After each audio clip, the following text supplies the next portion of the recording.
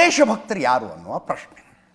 ಯಾರು ಈ ದೇಶದ ಈ ನೆಲದ ಕಾನೂನು ಸಂವಿಧಾನಕ್ಕೆ ಬೆಲೆ ಕೊಡ್ತಾರೋ, ಗೌರವಿಸ್ತಾರೋ, ತ್ರಿವರ್ಣ ಧ್ವಜಕ್ಕೆ ಬೆಲೆ ಕೊಡ್ತಾರೋ ಅವರನ್ನು ದೇಶಭಕ್ತರು ಅಂತ ಕರೀಬೇಕು.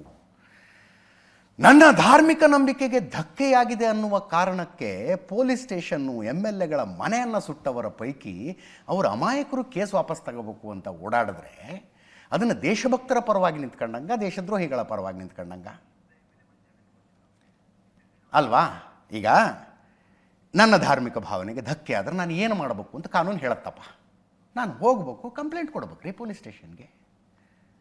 ಪೊಲೀಸರು ಆ್ಯಕ್ಷನ್ ತಗೊಳ್ದಿದ್ರೆ ಕೋರ್ಟ್ಗೆ ಹೋಗಿ ಒಂದು PCR ಹಾಕಬೇಕು. ನನ್ನ ಧಾರ್ಮಿಕ ಭಾವನೆಗೆ ಧಕ್ಕೆ ಆಗಿದೆ, ಪೊಲೀಸರು ಕಂಪ್ಲೇಂಟ್ ಕೊಟ್ಟರೆ ಆ್ಯಕ್ಷನ್ ತಗೊಳ್ತಾ ಇಲ್ಲ, ಆ್ಯಕ್ಷನ್ ತಗೊಳಕ್ಕೆ ಹೇಳಿ ಅಂತ ಕೋರ್ಟ್ಗೆ ಹೋಗಬೇಕು. ಸುಪ್ರೀಂ ಕೋರ್ಟ್ ತನಕ ಹೋಗಿ ಬಡದಾಡೋದಕ್ಕೆ ಅವಕಾಶ ಇದೆ. ಎಲ್ಲೂ ನ್ಯಾಯ ಸಿಗದೆ ಇದ್ರೆ ನಾನು ಹಣೆ ಬರ ಅಂತ ಸುಮ್ಮನೆ ಕೂತ್ಕೋಬೇಕು. ಅದು ಕಾನೂನು.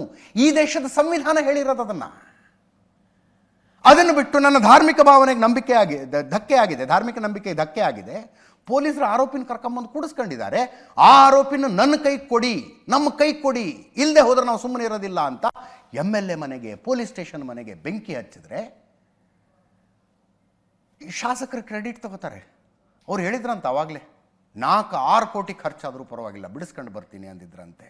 AC ಶ್ರೀನಿವಾಸ್ ಶಾಸಕರ ಬಗ್ಗೆ, ನಾನು DJ ಹಳ್ಳಿ KJ ಹಳ್ಳಿ ಪ್ರಕರಣದ ಬಗ್ಗೆ ಮಾತಾಡ್ತಾ ಇರೋದು. ಇಬ್ಬರು ಆರೋಪಿಗಳಿಗೆ ಜಾಮೀನು ಸಿಕ್ಕಿದ್ದಕ್ಕೆ ಸನ್ಮಾನ ಆಯಿತು ಅವ್ರಿಗೆ.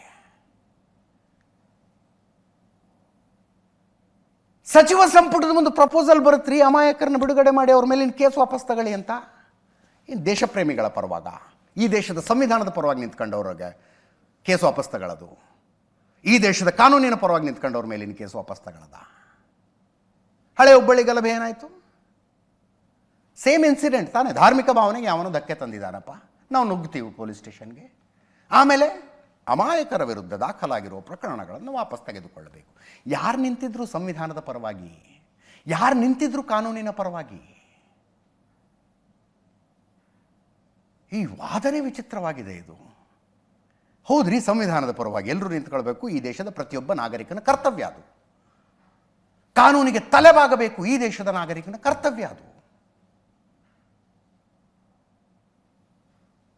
ಯಾವುದೋ ಶಿಲಾನ್ಯಾಸ ಕಾರ್ಯಕ್ರಮದಲ್ಲಿ ಹಾಕಿರುವ ನ್ಯಾಷನಲ್ ಎಂಬ್ಲೆಮ್ ಅನ್ನ ಕಲ್ಲಿನಲ್ಲಿ ಜಜ್ಜಿ ತೆಗಿತೀವಿ ಅಂತಂದ್ರೆ ಅದು ದೇಶದ್ರೋಹ ಅಂತ ಹೇಳಬಲ್ಲಂಥ ಛಾತಿ ಯಾರಿಗಿದೆ?